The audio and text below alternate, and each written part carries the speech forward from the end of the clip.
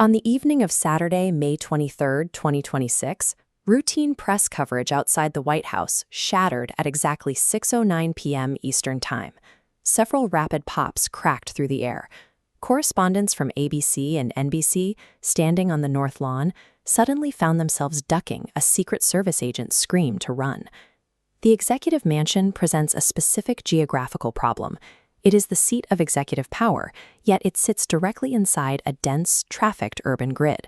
Because the public operates right up against its gates, the complex relies on a multi-layered defensive machine that activates in seconds to isolate any threat. The first ring of defense isolates the public zone immediately outside the complex.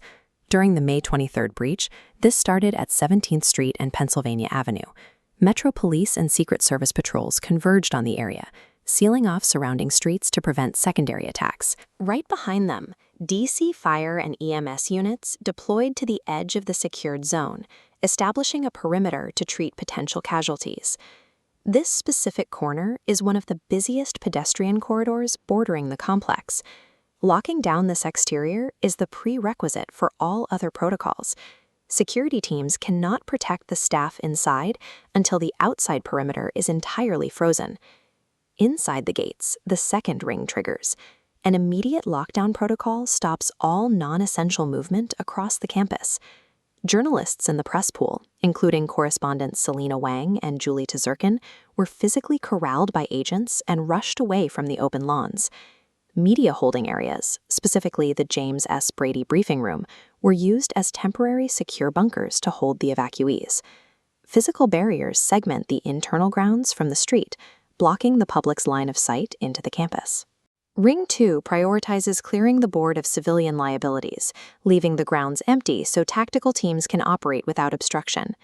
Above the ground-level response, the third defensive layer activates on the roof of the executive mansion. Counter-sniper units appeared on the parapets, establishing immediate visual dominance over the north perimeter. In the first minutes of the breach, these teams scanned the surrounding crowds for secondary shooters while monitoring the immediate airspace for aerial threats. This high ground creates a lethal umbrella of protection, covering the executive core from above. At the inner layer of the complex, the physical structure of the mansion is designed to isolate its most important occupant. An extraction protocol relocates the president to a classified fortified location far from the exterior walls. Communications staff confirmed that while the shots were still being investigated on 17th Street, the president had already been successfully secured. This final ring functions by severing the executive branch from the physical reality of the outside world. The investigation into the May 23rd shooting remains active. No injuries were reported, and the FBI is currently working with Metro Police to process ballistics evidence. This event followed a series of security incidents earlier in the year, at the Correspondents' Dinner and in Lafayette Park. This vulnerability extends across the Capitol. Many of the city's highest-value targets sit in the middle of wide-open public expanses. National security experts navigate a permanent contradiction. They must protect a target that is legally required to be surrounded by tourists and protesters.